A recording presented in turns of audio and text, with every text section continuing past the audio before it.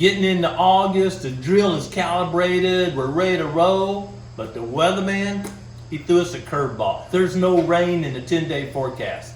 Doesn't mean we take off and go fishing. We're still gonna improve the habitat. We're just switching gears and we're gonna go do a prescribed fire.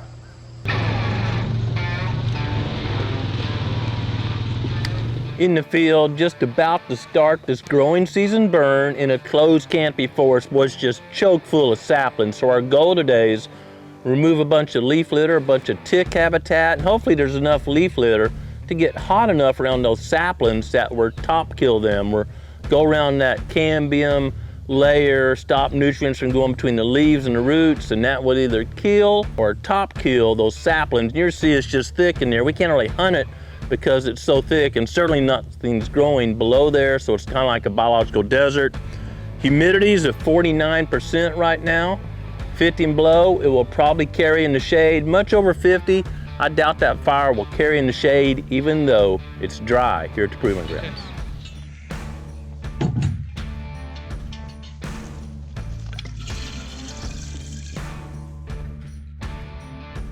Okay, pretty easy burn plan today. Got a big food plot here and a road right down to south side food plot. We've already blown that, so that's our fire break. And that road continues down and around and ties into a bigger all internal road. So we've just got a square. So easy, you guys have already made the fire break, blow the roads out, man, it looks like a dirt trail down through there. Had a safety briefing with the crew. We always start off by looking at the fire line on Onyx, making sure everyone knows where everyone's supposed to be and what the plan is for today. Today's gonna be a great day. Got a couple of interns, Evan and Clayton. Evan's from Kansas, been around a lot of grass fire, a lot of prairie fire, prescribed fire, renewing that ecosystem. Clayton's from South Carolina, hadn't seen a lot of fire. We're tucked those guys in with us, let them see what we're doing as they get a little bit more experience. Probably let them set a little bit of fire, closely supervised, and just add to their education here at the Proving Grounds. Of course, we always use drip torches. That's the most efficient way for a hand crew to set fires. And drip torch has a special curlicue in here so the fire can't back up and set the fuel in the tank on fire. Never put more than 1/3 gas in here. We've got 1/3 or slightly less gas and 2/3 diesel. That's a good ratio for the humidity and the conditions today. If it was more volatile, lower humidity, we would have more diesel and less gasoline. You can learn more about that online. We've got a road all the way around this little unit, about 11 acres. We've removed all the leaf litter, limbs, duff off the road. We're down to dirt, so it's an easy and very good fire break. I'm gonna step in here just a little bit, find me a pile of leaves, get my fuel started. Just put a little fuel down there, see what's gonna happen here. I treat my drip torch just like a loaded gun. When I've got it lit, I'm super cautious and conscientious of where it's pointed. I don't want to walk over here and set it down on the other side, the area we're not burning, when it's lit, because it might tip over, the wind blow or something, and start a fire outside of where we want to burn. There's no protection. Then we got to hustle really hard and try to put that fire out. I've let that fuel, let the gas kind of volatilize, get out here a little bit. Keep your head back, see what's gonna happen. See how it's gonna carry. Obviously there's almost no wind in here. It's a closed canopy forest. The wind today is supposed to be like 5 to 7 miles an hour, and under this closed canopy forest, it's not going anywhere. You know, watching how the smoke behaves, that's a great way to be scouting for a deer stand based on the wind conditions like we have today. And right now it's just pretty much going straight up, but it's expanding. That tells me it's likely to carry. But let's get a little bit and just see how it goes. It'll go into less fuel, more fuel, less fuel. There's a little bit of bare dirt around it. Let's see how it carries. So to start today, you're probably gonna be doing a task called watching the line or watching the back line. I may take off this way, light and fire, and I want you drifting back and forth. You're not standing still, you're walking until this gets burned 10 or 12 feet in there. I want you watching on the other side of our fire break. I'm looking for any smoke or a spark or flame on this side. And as soon as you see it, you don't say, well, man, I'll be the man, I'll just put this out. You tell us instantly. If it gets over here, and the way it's behaving, we're just gonna get in front of it remove all the leaf litter down to the soil and make a fire break just like you did. We don't have to be right on the fire breathing smoke. We'll see which way it's going, and you kill the head.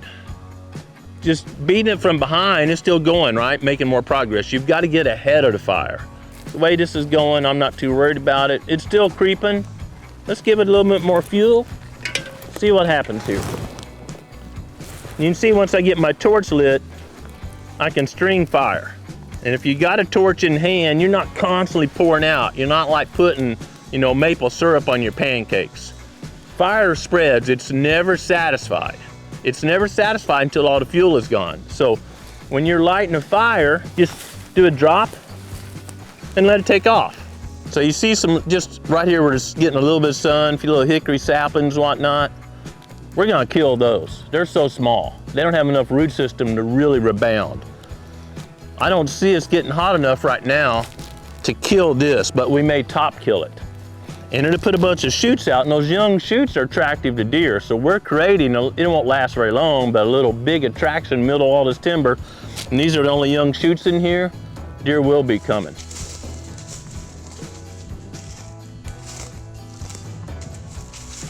This is a great example of how important prep work is when you do a prescribed fire. Here's a old felled tree, big old log. It's decaying. It's great fuel, it can easily catch fire. And right here, right next to it, is our fire break. If we didn't prep correctly, this would be a lot of fuel. This could be a lot of fire right here on the edge of our fire break, throwing flames, throwing sparks over our break. So when we came in, we prepared the break, we saw this, and we went ahead and we blew a break all the way around this log. And we won't light right here, we'll actually light on the inside, so the fuel is going away and the fire's moving away from this log.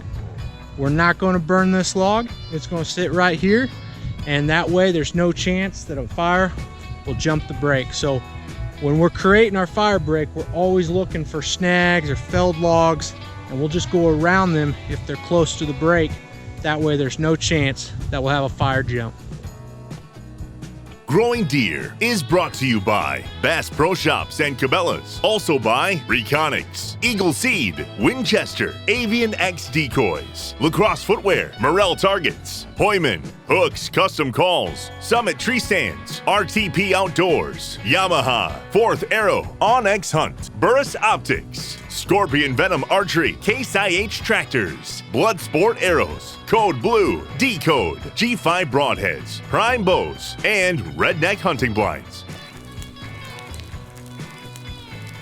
Carrying better here, little difference in fuels, and another road comes in, so this is south, sun's getting in here, little patch of native grasses, obviously carrying better because shade is a huge suppressor to fire. Just shade, even the same air temperature. Shade, of course, holds a little bit more humidity, and that sun's energy will allow this fire and the fine fuels to creep on through there much faster than what we were seeing in the shade. Day's young, this baby's gonna carry on through here. You got in here, it was burning really good, then hit a bunch of gravel. Remember, without fuel, fire dies. So we got in here, it's got green grass and gravel. Just put itself out, but that will creep around right here, pick up this dead grass again, go on up through there. You don't have to light every square inch. As long as there's connecting fuel, little spider web, it'll find its way, consume all that fuel. Clayton's one of our interns, started in the late spring. He's a 6-month intern going through summer and fall semester. He's like ready for fall, like, man, I wanna see some deer hunting, but Clayton's been doing a great job. And he went through the summer, carrying a backpack sprayer, about 40 pounds, treating noxious weeds, doing hard work like we all do.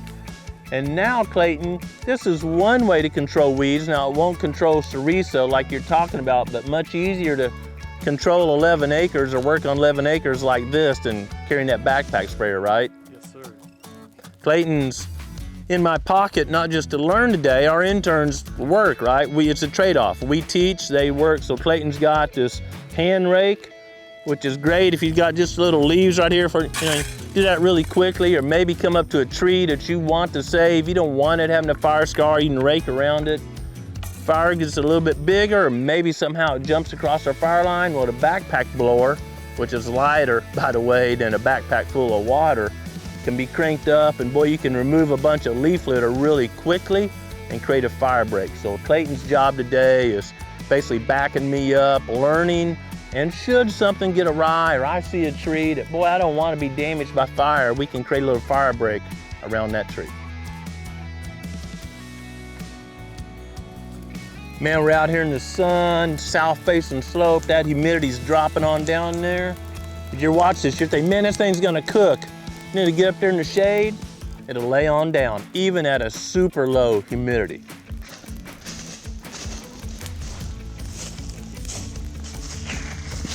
All right, Evan, if you wanna start stringing back to the west here, hitting these sunny spots in here, and then Clayton, if you wait a little bit, let him get going, and then you can jump down 20, 30 yards and start lighting below him there. Well, we've got the perimeter lit off. You can see back here behind me, it's just dog hair thick with saplings. So we're lighting these spots where the sun's coming through. Fire is carrying a lot better in these sunny spots. So we're taking advantage of what we've got, getting things lit off here. We've got Clayton and Evan on a drip torch, getting some experience. Should be a good day.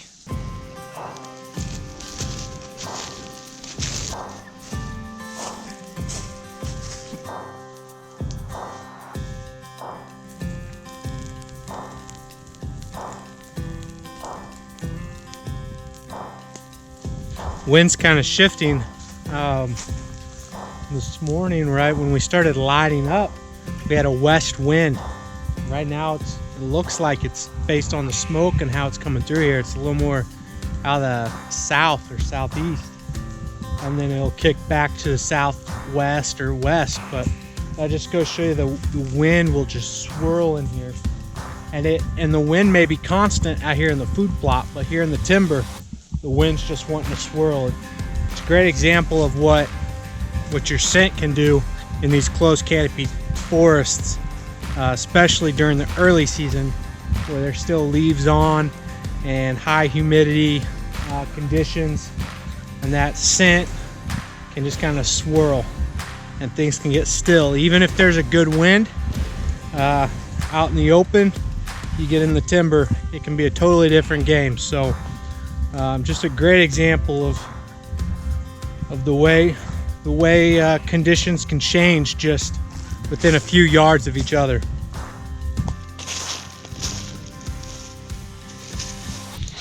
One of the things I like best about growing season fires is being able to scout for deer sign right before season opens. Just came through this small section of timber here. We're burning on the backside. There's a small draw, but it's chocked full of cedars. And as I'm coming through here, there's a pretty good trail coming across the slope here. Deer working down the ridge, coming around that draw and around those cedars, and they have worn out a trail. This would be a good spot, easy to get into and hunt. Come in on a north wind, enter from the south. Any deer crossing in front of you are not gonna know you're in the world. I gotta pick up the torch and keep lighting here, but before I do, I'm gonna mark this spot. I can see several trees in here that we can get in. I'm gonna mark this spot. We'll be back in here next couple days, maybe a week or so, try and get a stand hung, see if we can't punch a tag right here in this spot this fall.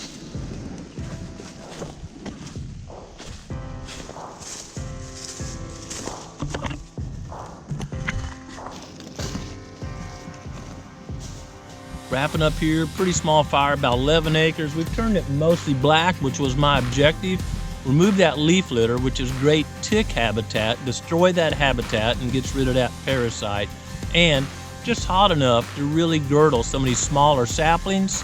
We won't see the results of that till next spring. May see some leaves wilting in a day or two if we got a good scorch on some, but met our objectives, perfect summertime fire. We just returned to the shop and are getting ready to unload our gear. It feels good to work hard all day and know that you've improved a wildlife habitat. There's still no rain in the forecast, so we'll be working later this week on hanging some new summits and trimming lanes around those stands where we hunted last year. If you'd like to stay tuned to our progress, check us out on social media.